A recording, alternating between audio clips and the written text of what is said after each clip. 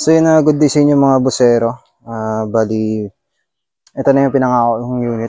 Sorry, wala tayong video nito nung process ng paggawa kasi minamadali ko.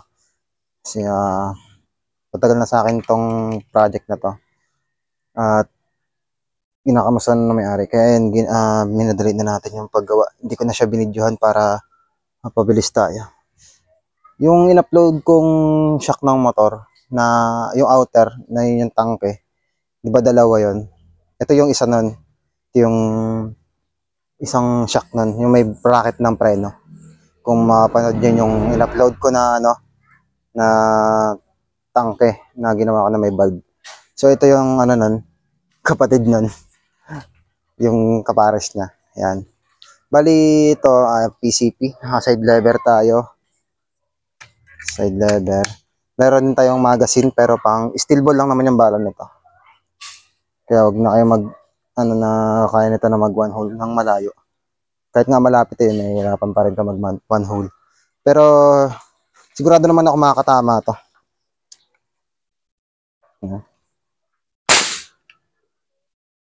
Simpleng design lang, wood butt.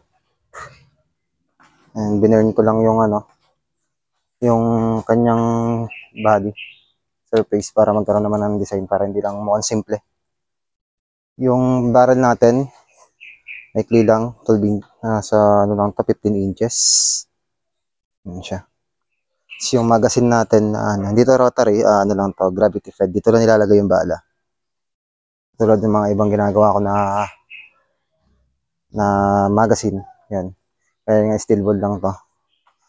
Then testing natin siya dun sa may lata na yan sa may puno ng mangga. May yan na 12 meters mula dito.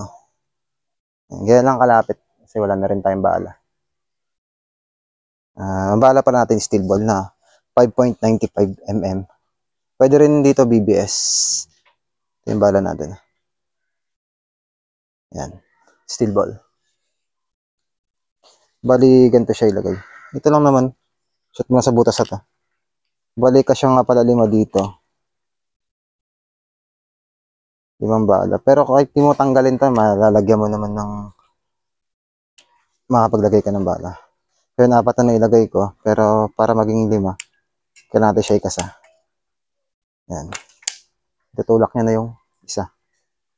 Tapos lagyan ulit natin yung isa. Yan. Try natin yan.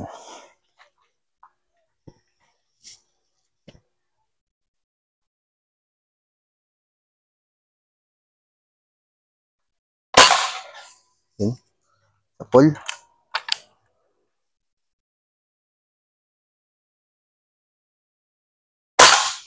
Pull ulit.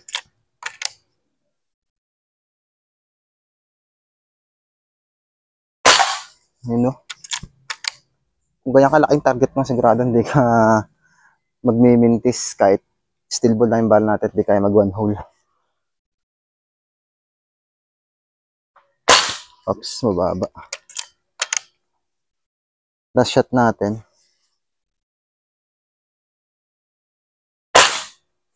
Daplis lang. So, yun na mga busero.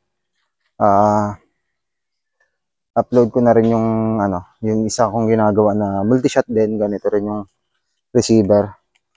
Pero, yan pang pellet naman yung ating barrel.